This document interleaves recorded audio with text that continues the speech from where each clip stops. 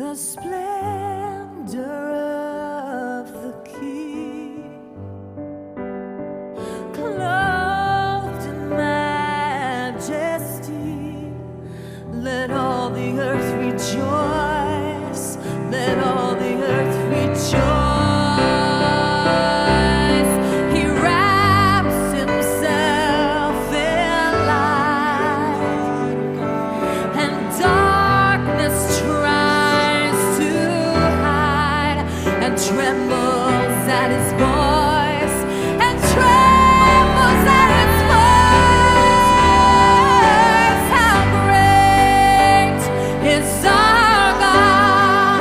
Sing with me, how great is our God, and all will see how great is our God.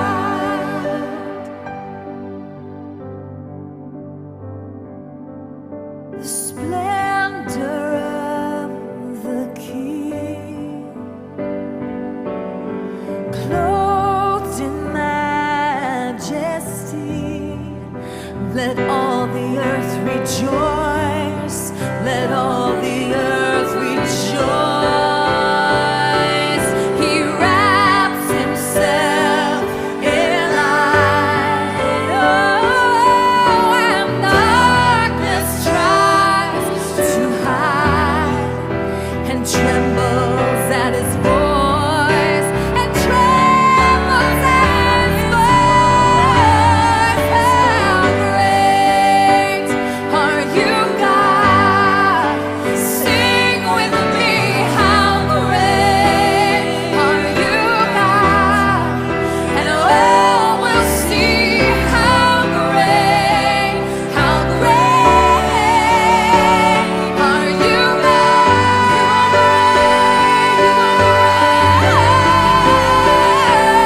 How great are you, God? Sing with me, how great are you, God? And all will see how great are you, God?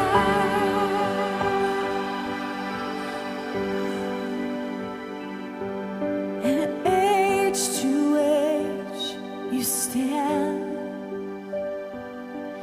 and time is in your hands, beginning and the end, beginning and the end.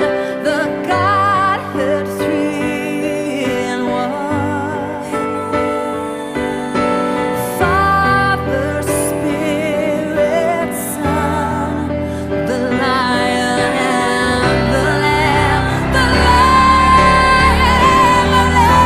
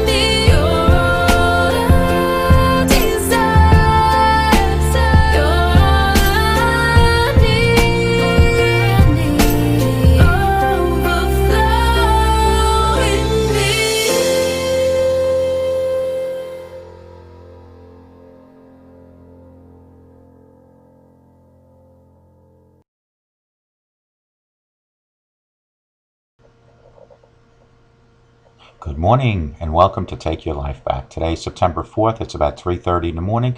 I just want to share with everyone something this morning. I saw a demonstration maybe about a month ago in reference to our dark side and the power of prayer.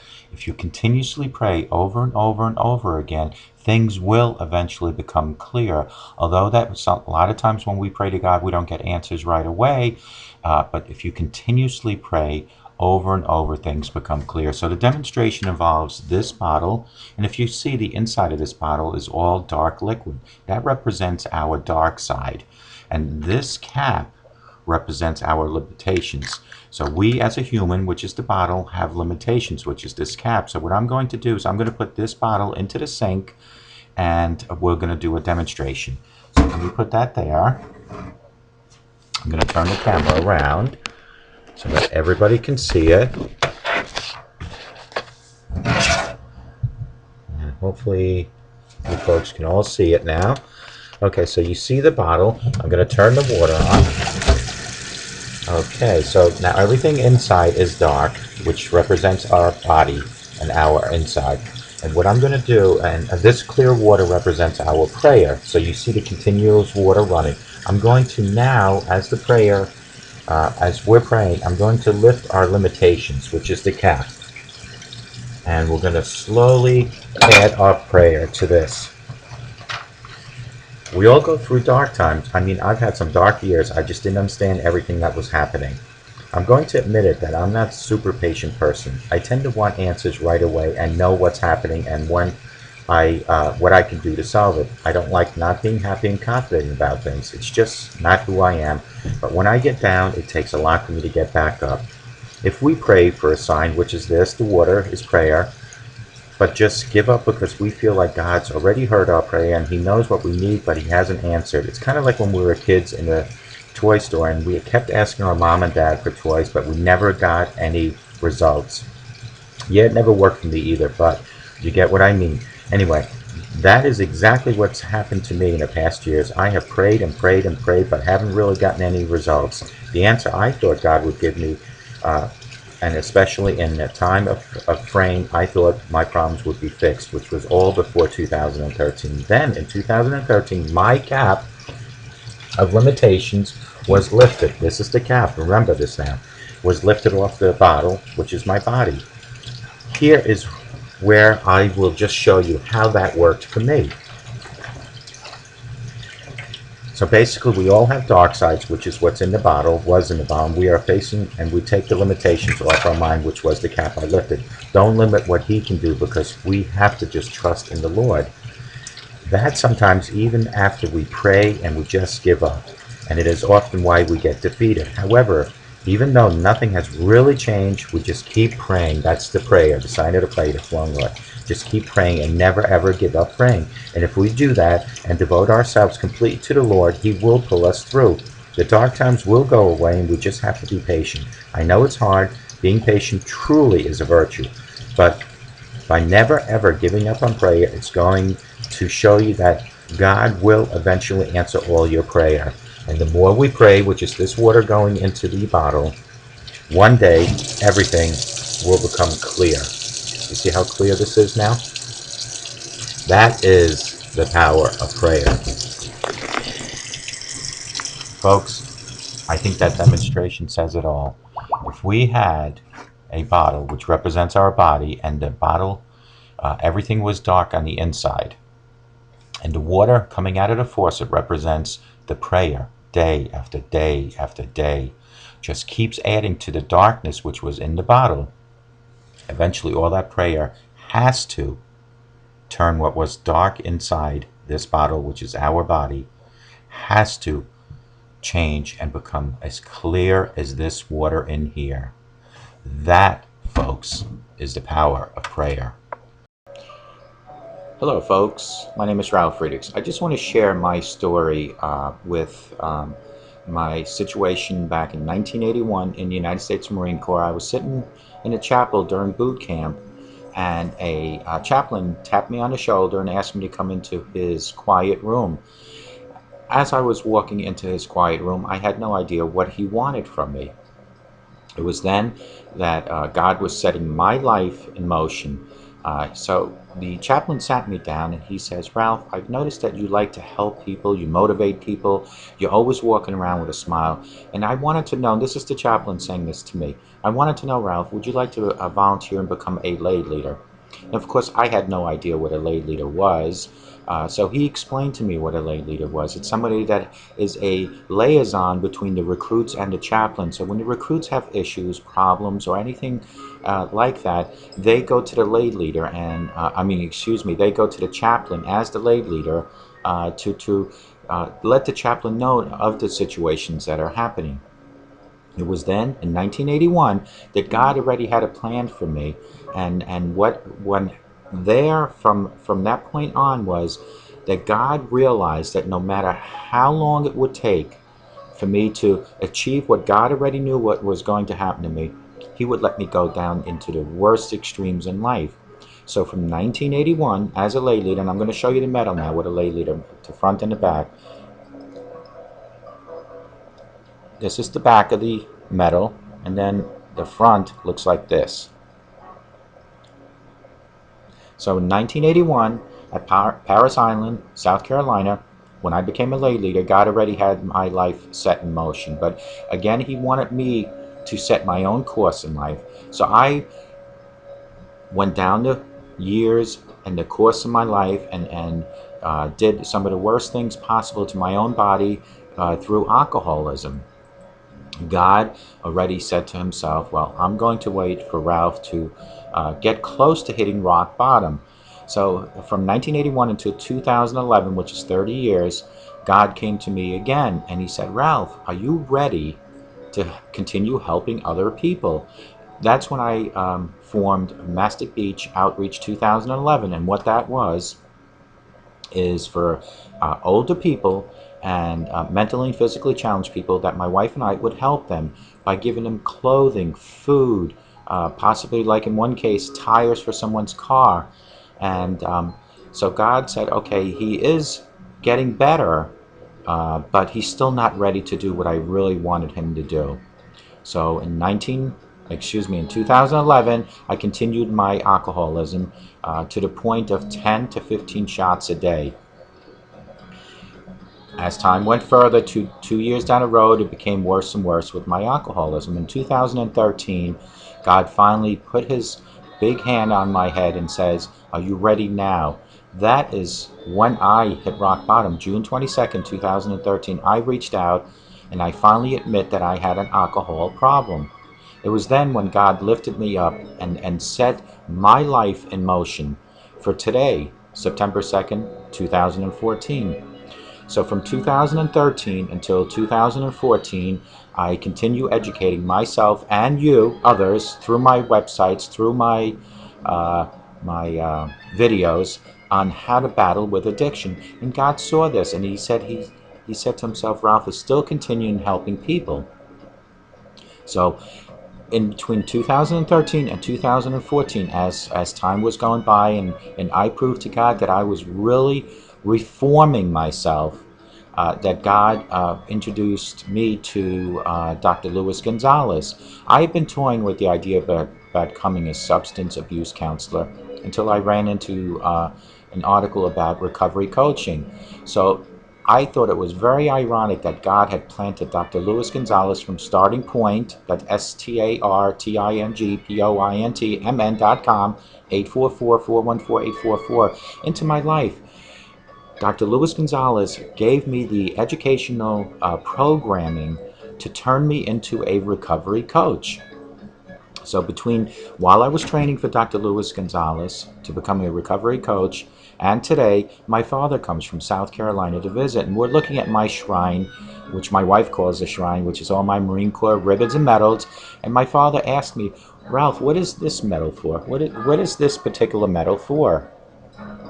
And I then said to myself, here's where it all came together. I finally realized what that medal stood for and how it influenced me in my life. It was back in 1981 that God knew already that I would eventually, towards the middle or 60% of my life, be out to help other people, to continuously help people, to motivate people, to coach people. So it was from 1981 to 2011 that I ran my life to the ragged ends, to the pit of the worst. And then from 2011 to 2013, even worse than that. And then June 22nd, 2013, finally helped myself up with the grace of God. And in 2014 became an addiction recovery coach. And all that epiphany came to me due to my father asking me what this stood for. This particular silver medal, when he asked me that, it all finally came together, that God had bigger and better plans for me. And this is what I'm telling you, folks. There is a plan for you. No matter what the plan might be, you don't know what it is, but there is a plan for you. It's just a matter of you figuring it out. So why don't you let me help take your life back? Thank you. God bless you, and have a sober day.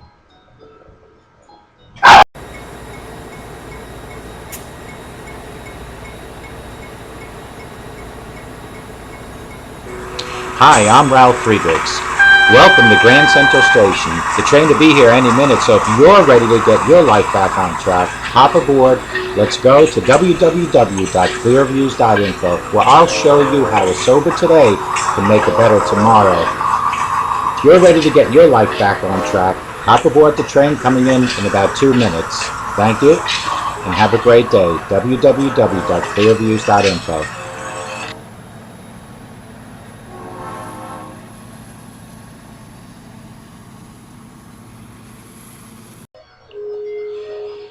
Good morning, my name is Ralf Friedrichs, and thank you for joining us today on Take Your Life Back. We're going to talk about something that's really important because it's an everyday occurrence all over the world, and that's grief and alcohol abuse. But before we go in there, let's go like I always talk about, and that's to plug my good friend, Dr. Luis Gonzalez from Starting Point. Dr. Gonzalez has two entities to his business. The first entity is to coach, to help you go from your addiction to your recovery, to walk with you, to struggle with you. He will set goals daily and will help you lift the questions that you have on the outside with the answers you already have that are on the inside of you. He will help you with that. He is not a counselor and he's not a therapist. He is a master recovery coach, just as I am, and he will help you step by step and walk with you. On the other side of his business, he can make you a addiction recovery coach if you possess passion, personality, professionalism, and you have some addiction background, whether it be in your own or a loved one. So you can reach out to Dr. Luis Gonzalez at Starting Point, which is www.startingpointmn.com. You can also call him at 844-414-8444. Now, my business, I have two entities on my side, and the first one is for informational purposes, and that is called clearviews.info. Now, clearviews.info is a informational website for addiction and recovery, anything related to drugs and alcohol, articles, videos, puzzles, a few games, a couple little cartoons. You can find all that on www.clearviews.info. On my other side of the business, I have Clear Reform. That's CLEARREFORM. Clear Reform is kind of like what Dr. Luis Gonzalez does. The only difference is that I will coach you. He coaches you, and he also makes you a coach. I just coach you. I will help you from your addiction to your recovery. I will walk step by step with you daily. And that's what I do at Clear Reform. That's www.clearreform.com. I will also help you lift those answers that you have to your questions that are deep inside you. I'll help you lift them out because you do know what the answers are for your future. You just need to have somebody work with you to get them out into the open. I will never ever let you walk alone throughout your struggle. All you need to do is reach out to me at 844-405-HELP, and I will walk with you daily. I will not let you struggle alone, and I will help you take your life back. Now, we spoke about Dr. Luis Gonzalez and we spoke about my business.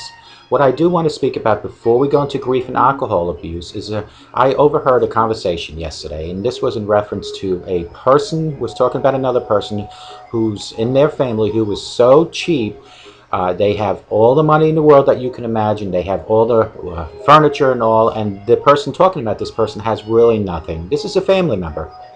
And the family member's point was that the older person that wouldn't share anything really can't take anything with them when they die.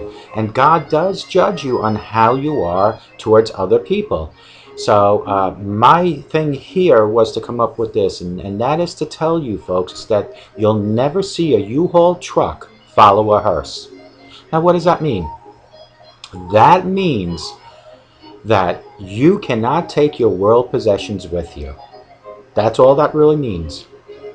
Isn't it better to share what you have with your loved ones and your family while you're alive and you can enjoy it than to have those family members fight over your possessions because there won't be a U-Haul truck following your hearse one day?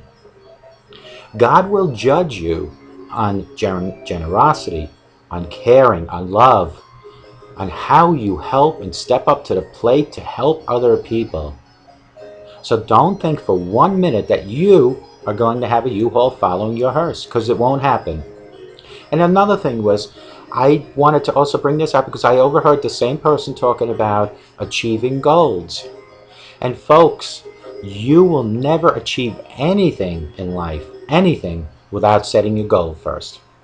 For an example, I can't achieve these videos daily without my goal being to have the reading material plastered onto my laptop, to have a game thought in my mind of what am I talking about, who am I going to talk about, and what commercials to splice into. Those are goals. So I can't achieve any of what I just spoke about without those goals. So if you want to achieve anything in life, anything, you need to set a goal. Set priorities for your goals. A major part of successful living lies in the ability to put things first. Indeed, the reason most major goals are not achieved is that we spend our time doing second things first. You need to set what's most important in achieving. So your goals are to set the first thing to achieve, the second thing to achieve. You need to set your priorities for the goals. Don't put the second thing before the first thing. But folks, you will never achieve anything without setting a goal. Grief and alcohol abuse. Let me read this. This is coming directly from the CDC. Some people turn to alcohol to numb their feelings of grief when you have a loved one, a husband, a wife, a child. Photo Credit Girl with a bottle of alcohol image by Dr. Khan from Fotilia was designed, and this is a photo that was designed on the website of a girl who just lost her, I believe it was her father, and she was handcuffed to a bottle of whiskey, and that's what they're talking about. Grief is defined as a body's natural response to loss, according to the helpguide.org. When someone is going through grief from the loss of a loved one or a major traumatic event, turning to alcohol often happens. This is considered an unhealthy way to deal with the underlying issue of grief. But we as humans will automatically do that. Folks, I was turning to alcohol and I wasn't even grieving. So can you imagine if you lost a loved one, how you might start drinking, turning to alcohol, because you want to escape the sadness, you want to escape the grieving. Reasons that some people do this. Some people turn to alcohol after a traumatic event because it helps them disassociate with the problems and it numbs the reality of today's activities. They may show signs of binge drinking or becoming dependent to alcohol to curb anxiety, depression, or symptoms of alcohol withdrawal such as nausea and shakiness. This commonly occurs in someone who has recently experienced a traumatic event such as a loss of a loved one, loss of a job, a terminal diagnosis, or a divorce. Turning to alcohol for support can easily become a cycle that needs immediate treatment. Immediate. And we're going to talk about treatments in a little bit. My certain treatments that I talk about during every video. We're going to talk about them. Types of grief. Helpguide.org mentions 5 stages of grief developed by psychiatrist Elizabeth Kubler-Ross. These stages are not in order when we talk about them, 1 being the highest and 5 being the lowest. They all start with denial, anger, and bargaining, followed by depression and acceptance. They say they all start. You can jump around a little bit, believe me. The emotions that are experienced during this time are also associated with deep pain and loneliness, especially when you have lost a loved one, especially then. The alcohol masks the feeling, but can often prolong the grieving process because problems with alcohol now have to be dealt with. If you know of someone who has recently suffered a great loss, there are signs to look for signifying the possibility of alcohol abuse, according to the Health Committee's website. This includes slurred speech, poor coordination, impaired judgment, and talkativeness. That used to be my biggest one. My wife would say, "You like chatting, Kathy." No picking on Kathy, of course. Other signs may include the smell of alcohol on the person's clothing or poor hygiene. If the bereaved begins to hide alcohol bottles around their home or in their car and drinks in isolation, such as closet drinking, this could also be a sign of alcohol abuse that is out of control. There are other things to turn to rather than alcohol if you are grieving for the loss of a loved one or suffering from a traumatic event. You know, folks, we can all sit here and say all this, but if we're not in that person's shoes, yes, we are here to advise and help them as much as possible, but you always have to remember, what might it be like? Like if I lost my wife, I would hope to God that I'm strong enough in sobriety not to turn to the bottle. But we all are human, and as humans, as such, we need to be very compassionate towards other humans that are going through this. Don't just shake it off and say, well, it's easy to do, because you don't know. Let's get back. The National Mental Health Information Center explains that seeking help for your seek support for your family and friends. Explains seeking help for your grief depends on the severity of its effect on you. Instead of turning to alcohol, seek support from family and friends. Take on new hobbies or engage in activities to stimulate your mind and help you focus on the tasks at hand. Some people find comfort in religious support and attend church or practice spiritual care regularly. Folks, we all do constantly need to reach for a higher power, whether it's the loss of a loved one, loss of a job, loss of any really thing, or just not even a loss. We shouldn't just turn to higher power when we're down. We should be turning to higher power for everything. Even if you win the lottery, reach to your higher power and figure out how you can share your wealth so you don't have the impression that you have a U-Haul one day following your hearse, because you cannot take anything with you. Seeking help. If you think you are dealing with your grief is in an unhealthy way by drinking too much alcohol, it may be time to seek professional help. If you drink heavily up to 3 or more times per day, you may need to enter an alcohol detox program to safely stop drinking, because a lot of people just can't stop without having some sort of side effects. The body experiences withdrawal symptoms such as headaches, muscle twitching, anxiety, desire to drink as it detoxes. Seek support through a program. How to comfort a friend after the death. This is the most important, because we're all, sooner or later, going to run into a person that we might have to help during a trying time of a loss of a loved one. So these are 7 steps to help. In order to follow these steps, what do we need to do in order to achieve doing these steps? We have to set goals. Remember, you never will achieve anything without setting a goal, folks. It's that simple. And I want to emphasize that over and over and over again. I speak about action plan and everything that we speak about. Action plan. And we're going to talk about my definition of your and my chapters in the book of life. The reason I'm bringing that up right now is because we spoke about the U-Haul and the hearse. We spoke about achieving, how you can't achieve without a goal.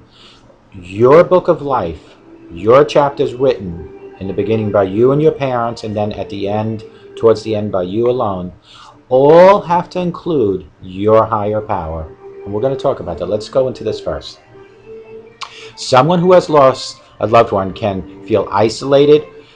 The Merriam-Webster dictionary says to be bereaved is to be suffering the death of a loved one.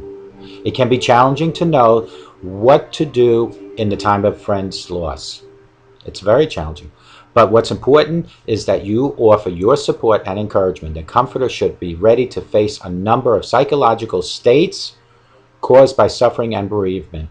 Step number 1, listen, listen, and listen. Folks, as a master addiction recovery coach, one of my biggest things is to listen, and to listen. Less talk, more listening.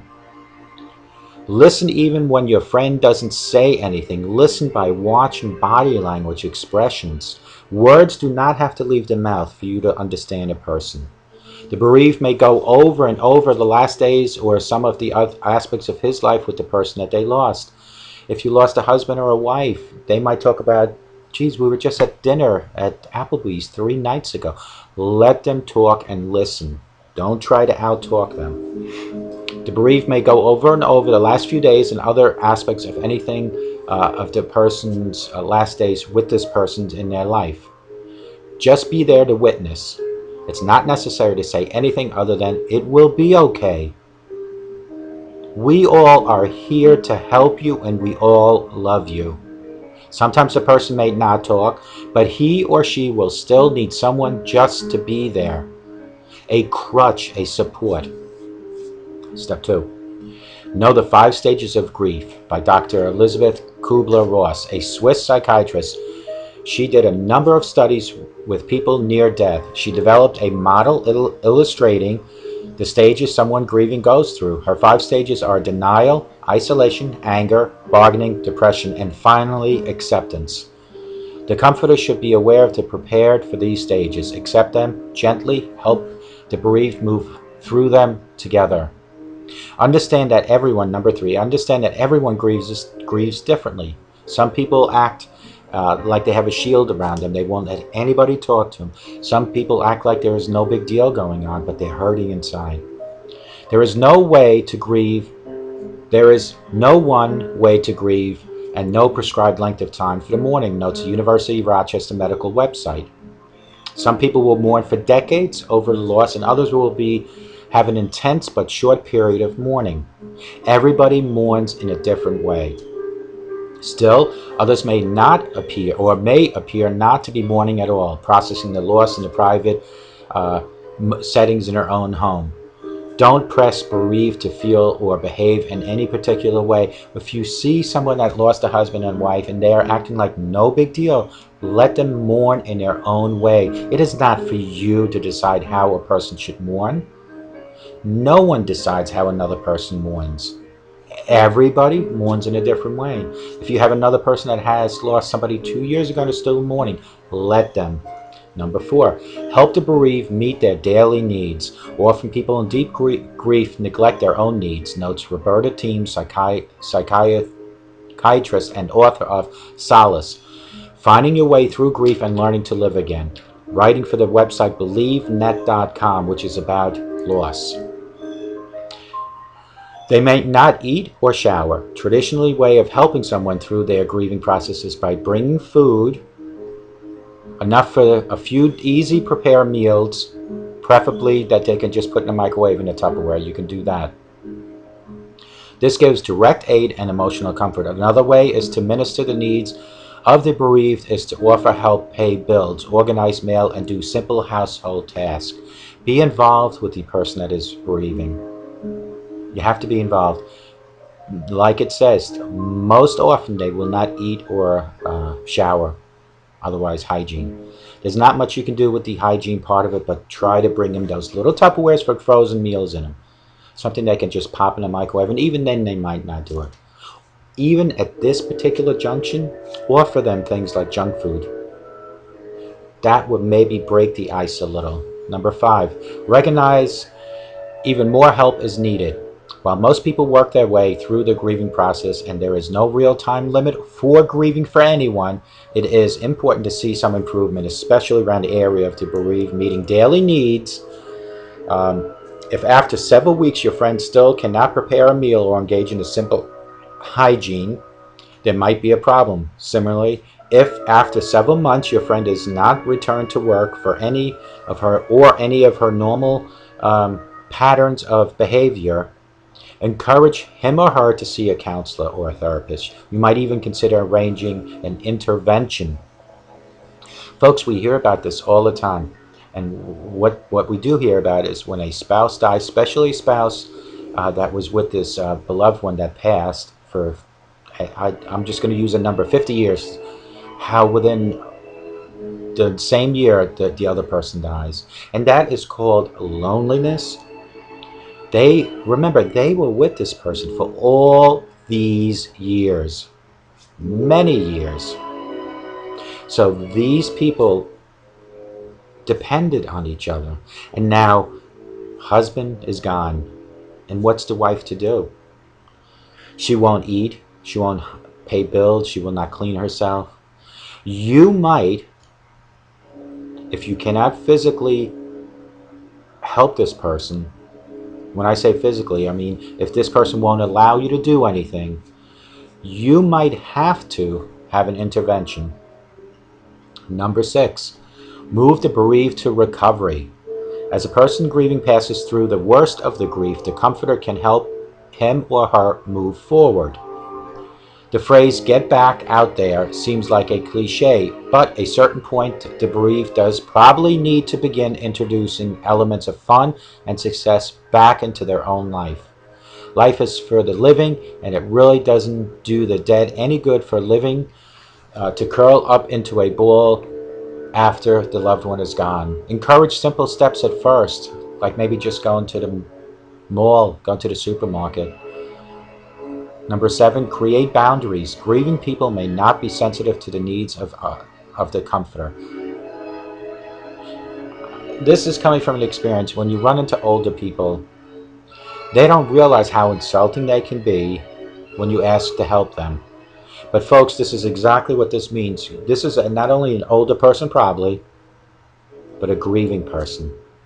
So what they're saying is you need to create those boundaries because the grieving people may not be sensitive to the needs of you. If she is in a dark pit of despair or need, she might try to pull you in with her. That comes back to the negativities. And she's not being negative purposely, but it's just happening. When offering help, decide how much help you are capable of giving financially, emotionally, and regard of how much time you can give. Stay close to that boundary. Ask for help if the bereaved needs more. If you are a son or a daughter helping your mom or your dad, ask your siblings to help you. Folks, you know, bereaving is a terrible thing. And sooner or later, each and every one of us sitting here will have to do that. So, you know, we talk about losing someone. We talked about the U-Haul not following a hearse. And we're talking about achieving that cannot happen without goals.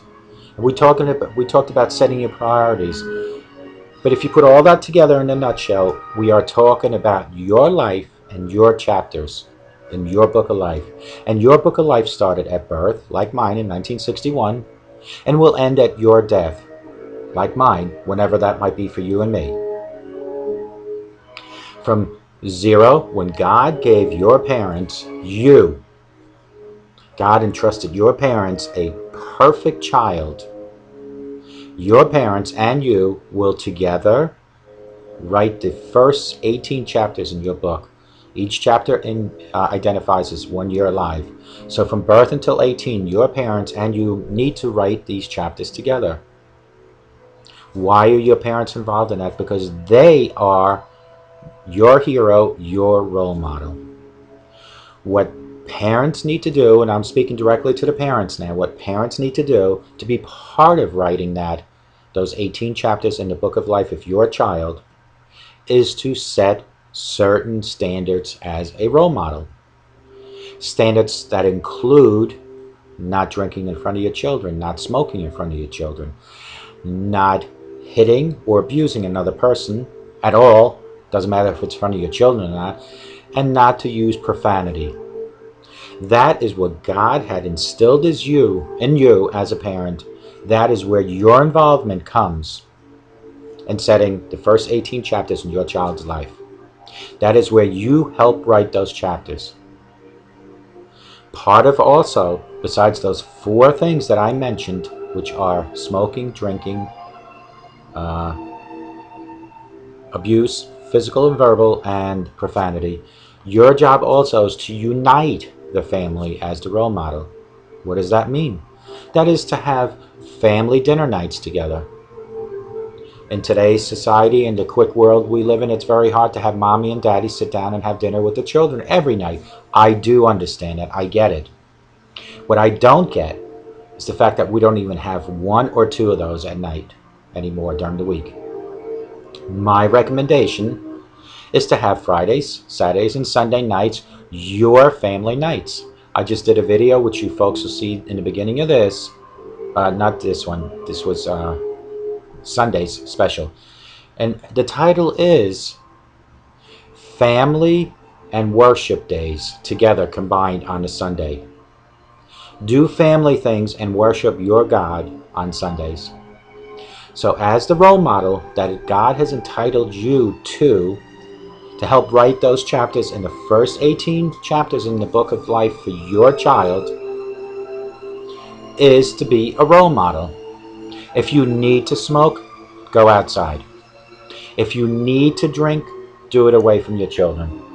If you need to physically abuse other people, seek therapy and counseling.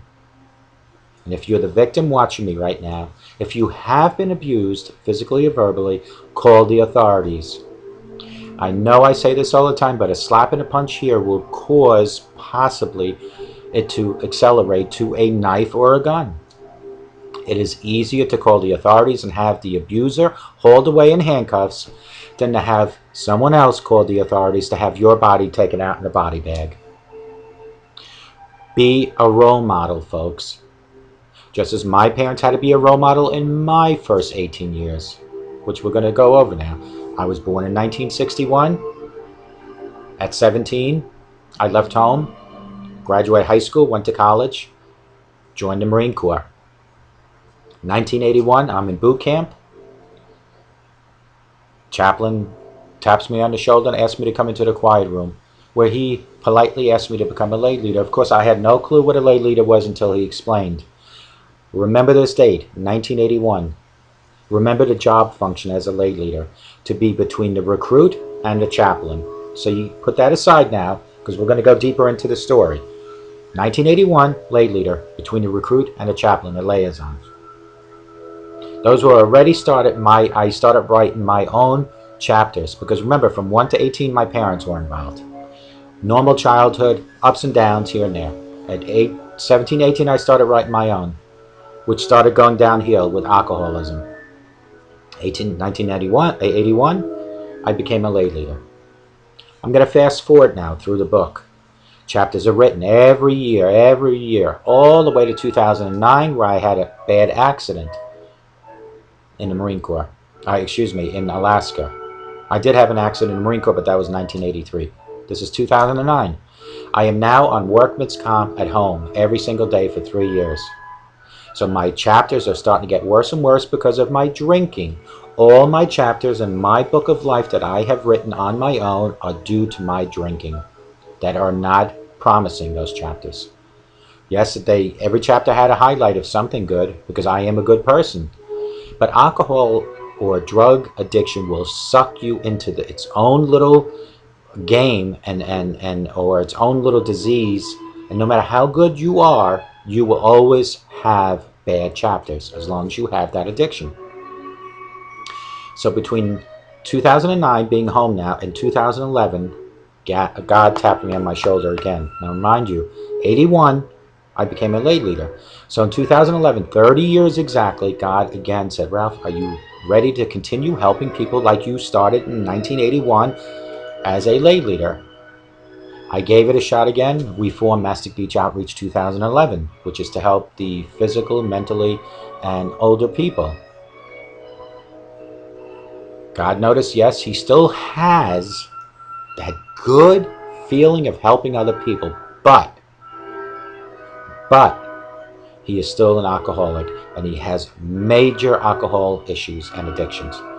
So God said, okay, I am going to continue letting you write your own chapters in your book. So now we're going to fast forward from 2011 to 2013. June 22nd, 2013, I finally hit rock bottom.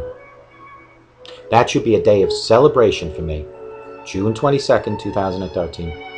It is then that God finally knew that my chapters in my book of life from June 22nd, 2013 to the rest of my life will be written as such. But God also knew he was not finished with me yet. He knows I can talk to people. He knows I care about people. He knows I have now eliminated my addiction by learning how to fight with it. But I still needed to fine-tune my abilities to work between two entities, and that would be, like in the Marine Corps, between the recruit and a chaplain. But in God's view, he wanted me to work between a person with addiction and seeking recovery and sobriety. So out of nowhere, God brought Dr. Luis Gonzalez from Starting Point into my life. We didn't know each other, but Dr. Luis Gonzalez saw a couple of my videos, thought they were quite interesting in how my approach of recovery is put into videos, that we both talked quite a few amount of times, and then decided that I would go through his program at Starting Point to become a addiction recovery coach. 2014, my chapter's now been getting better because of my hit rock bottom 2013. 2014, I graduated from Starting Point, did excellent in my final exam, and now God has finally said to himself, Ralph is now here, ready to go on his own. Ralph is now a servant of myself to go out and help other people. And through my higher power, which is my God, I am here sitting before you today to tell you that life in sobriety is a million times better than life with addiction.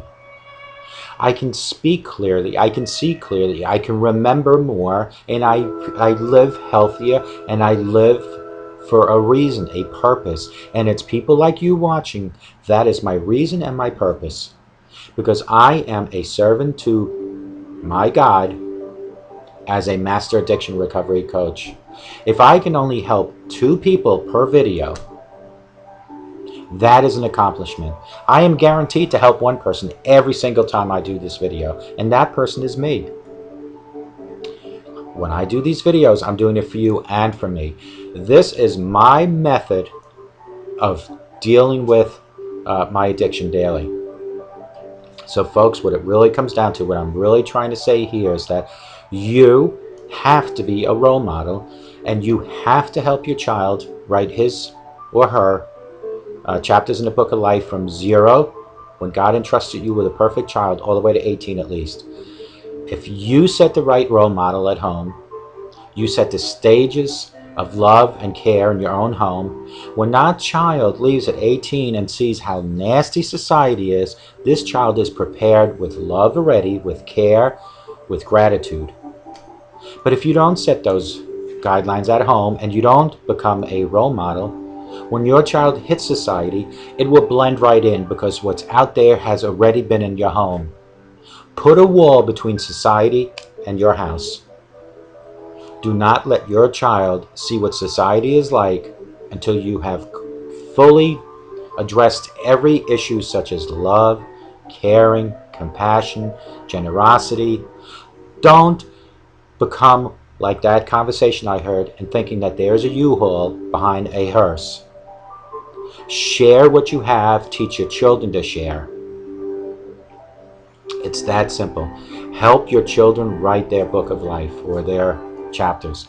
Because then, if you help from 0 and 18, when your child leaves at 18, you are now in a position to know that you have done everything right to help this child. So in case something goes wrong and your children end up in front of Jerry Springer or Maury or Steve Wilkos, and they say it's because of my parents I turned out this way, you have the know or the knowledge knowing that it's not you, that you have done everything right, that you have spent family nights together eating, you have done family outings together, you have talked about caring and sharing.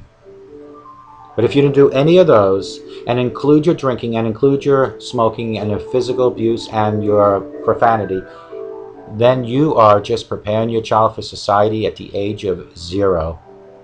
Because they are ready. Because that's exactly what's out there. But you need to put a guard up, put a wall up, teach your children, be a role model. That's really what you have to do, folks.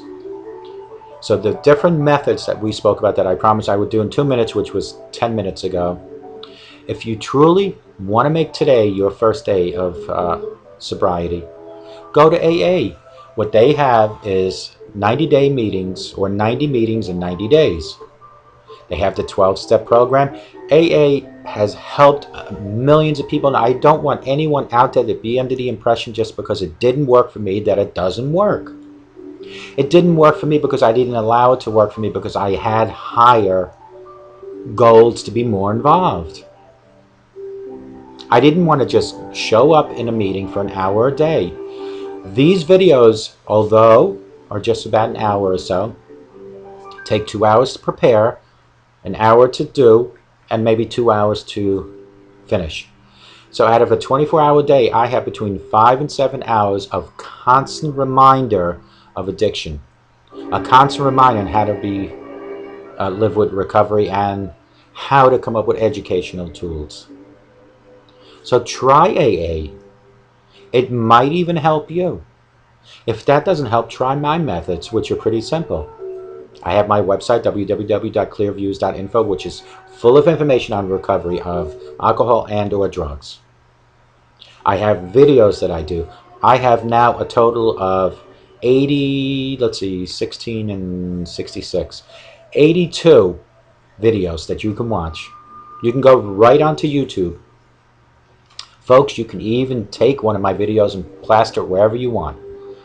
I have left the authorization for anyone to go onto YouTube and take the embedded code to put it wherever you want. And the reason I did that is because my videos have already been to a couple AA meetings. They've already hit 1 or 2 schools, from what I understand from friends of mine. The segment on Mothers Against Drunk Driving and Students Against Drunk Driving. These videos are there to help you. These videos are not here for entertainment purposes. They are here for educational purposes. So take any video you want from YouTube, utilize my methods, utilize AA, and folks, I say this, if you are a person that is not strong enough to tackle addiction recovery without being supervised, and what does that mean? That means, can you be at home and not go to the refrigerator or go into the liquor cabinet to drink? Can you be at home? If nobody is at home with you, can you do that? If your answer is no, you might want to check yourself into a treatment center. And if you go to www.clearviews.info on between pages 6 and 8, you'll find an icon on the header that says Rehab and Treatment Centers. Click on that. I have 2 full columns of 50 states. Click on the state you're in and you might find a treatment center nearby you. If not, just go to Google search bar, put in treatment center and wherever you're located. Most treatment centers will take insurance and Medicaid. If for some reason they don't, and you don't have insurance at all, go onto your state's website. A lot of states offer it. I do know for New Hampshire I was able to find something for someone. Utilize that. But whether it's my methods or AA or it's the treatment center, don't automatically think ever that your addiction is fixed. I sit before you very humbly to tell you right now that my addiction is not fixed. What is fixed is the fact that I have learned to live with it 24 hours at a time. That is the fix. I fix it only for 24 hours at a time. Then I fix it tomorrow again for 24 hours. But folks, no matter what method you try, you need, and I repeat, you need to include your higher power. You need to include. Perfect example, folks. When you go to bed at night, take your slippers off and push them all the way under your bed. Why do you think I might say that to you? It's because when you wake up in the morning, I want you to have every reason in the world to be thankful. And how better to be thankful that when you drop to your knees to go get those slippers from under your bed, that you just throw in a little prayer to your Lord Jesus.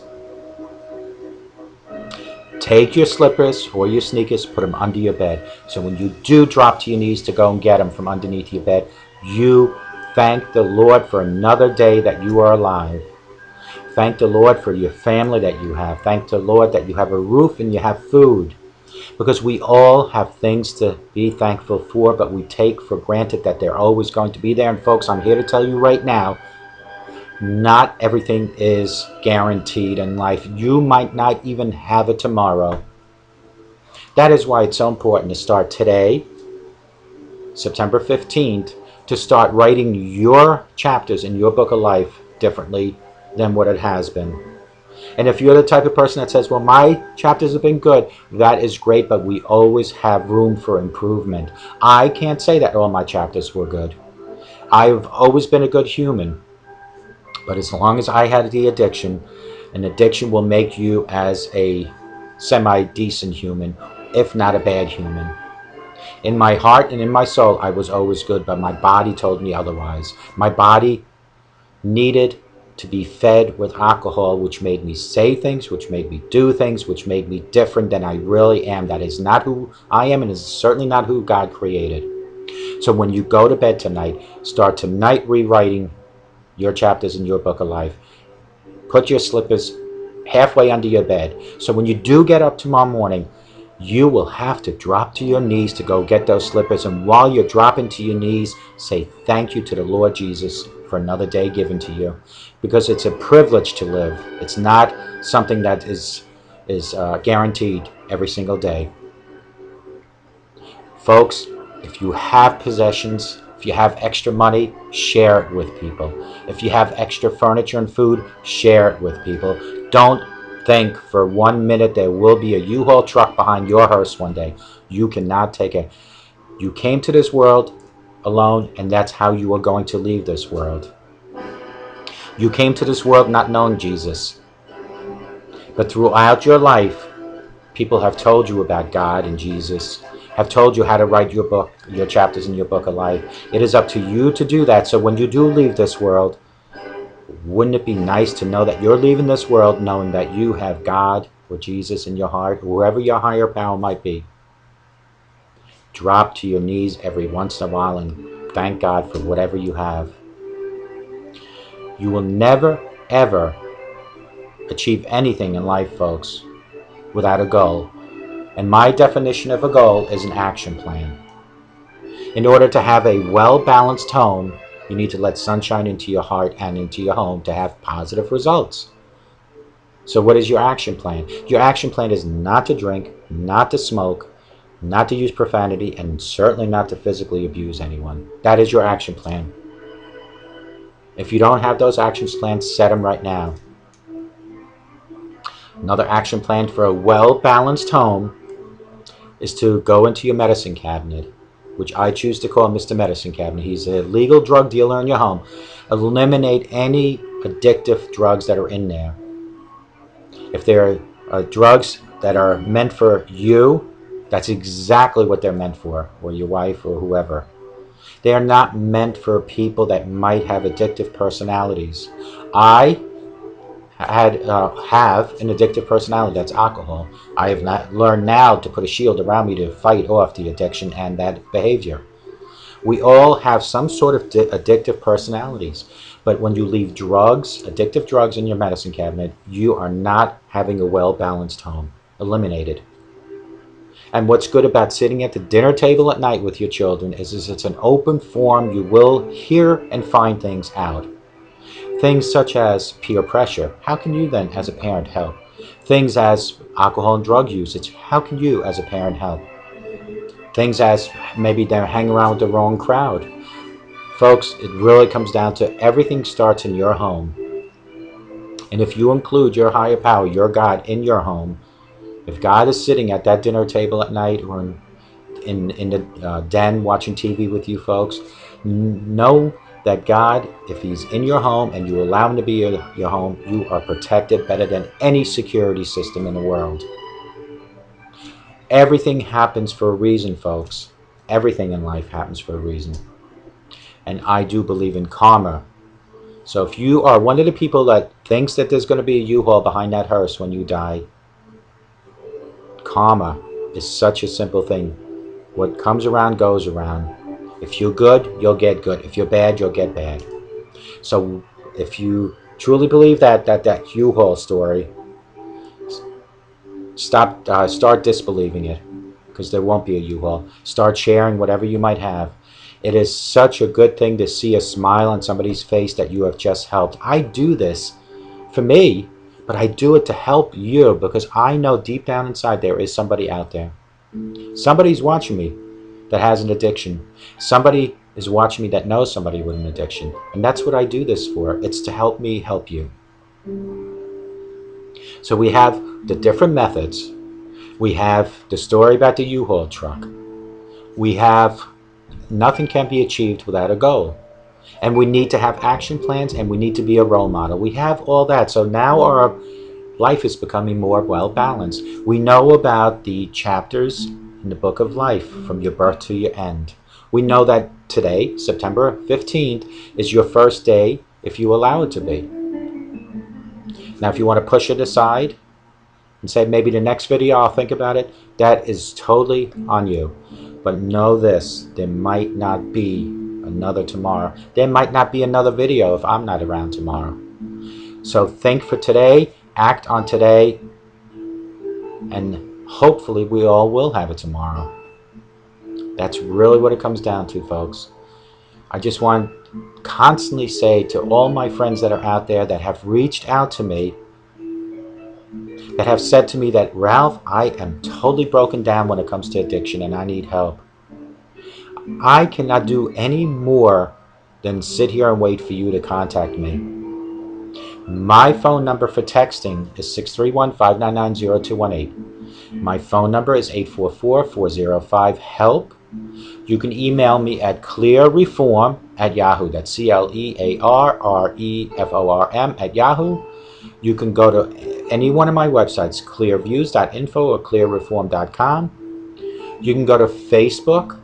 We have 2 pages there, clearviews.info and Clear Reform, and we also have an open group with, I believe now, 70-something people in it. That's Clear Reform. You can find me on Twitter, Bing, Google, Yahoo, Dogpile, Dig, many other forums. I am here for all my folks that I just spoke about, the people that reached out to me that have not been in contact with me. I am here to help you, but you need to reach out to me because you know where I am. I can't reach out to you, nor will I call you constantly because I don't want to harass you, because the worst thing to do for somebody that has an addiction is for me to constantly come after you, because that will drive you further towards the alcohol and or drugs. I won't do that. My friend up north, here's another weekend that just went and passed us. I am so proud of you. Keep it going. You are doing an excellent job, and even though you had those bumps in the road, I am so proud of you, and just keep up all the good work. From my friend up in New Hampshire, I read what you wrote on Facebook yesterday, and I feel for you. That's all I can really say about that. I don't want to say what I read, and I don't want to say who you are, because thousands of people see this video. But I'm just saying is that I feel for you. I am here for you to reach out to me for any, and I mean anything. I am an ear. I can help you with providing the rehab center again if we need to try that rehab or that avenue again. Your family member sounds to me like is totally out of control, and you need to possibly reach out to other people to help you. You can't do this alone. It is not good for you, and I don't want you to possibly go into some sort of addiction because of this. go back into this grief and alcohol abuse thing quickly. We're up to 50 minutes already. Types of grief. Remember we talked about that. There are 5 different types of griefs. It begins to take form during the first 4 stages. The emotions, you have the emotional experiences that a person in grief will have. Then you have the feelings of loss, the isolation, the traumatic feelings. Those are all feelings that people are going to go through. Let's go right to the 7 steps. The first step would be to listen, to listen, to listen. That is one of my biggest things that I have to do as a master addiction recovery coach. I will not run my lips. I will listen. I will just sit there and nod my head. I will give you whatever information you need upon request. Listen even when your friend doesn't say anything. Look at body language. Look at expressions. You can learn so much. And this is how, when I talked about family dinners, you can learn so much from your children by body language. Know the 5 stages. The 5 stages are are denial, isolation, anger, bargaining, depression, and finally acceptance. Those are the 5 stages. Understand that everyone grieves differently. If the loved one that you're helping through this grieving process takes 2 years, so let it be. Takes 5 minutes, so let it be. Doesn't show any sign, let it be. Let them grieve in their own way. If it has become where they're not eating, try preparing meals for them in a Tupperware and let them maybe pop it in the microwave. If they're not showering, anything as such, try to help them in whatever way you can. Offer to help pay the bills, not from your own funds, but maybe through them. Help them with their newspaper collecting off their driveway, getting the mail in, whatever. If all that fails, you might have to look into intervention. You might have to. Move the bereaved to recovery. You need to push slowly, like a snail. Push this person along. Don't let this person just come to a dead stop in the middle of nowhere. As the person grieving passes through the worst of the grief, the comforter, meaning you and me, can help move him or her forward. You need to do that. Create boundaries. What we need to do is a grieving person needs to know that you will only do so much to help this person. So we need to be there for that. Folks, this has been a very good lesson. I just want to touch base on, you never see a U-Haul behind a hearse. The bottom line to that is share what you have while you're living, because you can't take it with you. Set your priorities for your goals. A major part of successful living lies in the ability to put things first. Indeed, the reason most major goals are not achieved is that we spend hours, too much time doing second things first. And folks, if you were trying to achieve anything in life, anything whatsoever, it is to set a goal, because you're not going to achieve without a goal. And folks, I'm going to say this quickly. Tonight, let's all do this. When we go to bed, put your slippers, your sneakers, your shoes under your bed, halfway through. That way, when you wake up in the morning, it gives you a reason to drop to your knees to go and get them. And when you're down there, when you drop to your knees, thank your Lord Jesus Christ that you made another day, that you're alive, and you still have your loved ones in your life. And if you are going through where you're helping loved ones going through the grieving process, proceed everything with caution. Be sensitive to their needs, yet be suggestive in trying to help them. But listen, listen, and listen. That's really the bottom line, folks.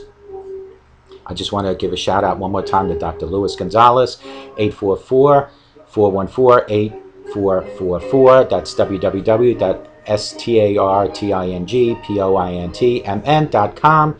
And you can also give me a call at 844-405-HELP or text me at 631-599-0218.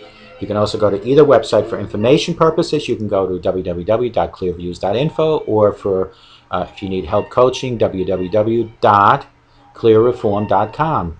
You have those 2 websites there to reach out to me. You can find me on Facebook, Twitter, Dig, Bing, Yahoo, Google. You can find me in all those places, Instagram. Reach out to me. Let me help you. And remember this when I tell you one more time. Push your sneakers or your slippers under the bed tonight before you go to sleep, so when you wake up in the morning and you need to put them back on, it gives you a reason to drop to your knees and pray to God that you have another day on this beautiful earth. Be a role model at home. Let the sunshine into your heart and into your home to give you nothing but positive results, because if you let the darkness into your home, you will not have nothing but negative results. Remember, a sober today guarantees you a better tomorrow. And if you believe it here, you will see it clear wherever you might be, wherever in my audience you are. If you believe it here, you will see it clear there. I thank you so much for coming. Tomorrow we have a whole nother show. Try to remember some of the stuff I told you about today, but definitely, please push your sneakers or your slippers under your bed tonight. So when you wake up in the morning, you will drop to your knees to go get them. And while you're on your knees, pray to God that you, and thank your God that you have another day on this beautiful, beautiful earth. Thank you very much. Sober today makes for a better tomorrow. And please stay sober for the rest of the day. Thank you. God bless you.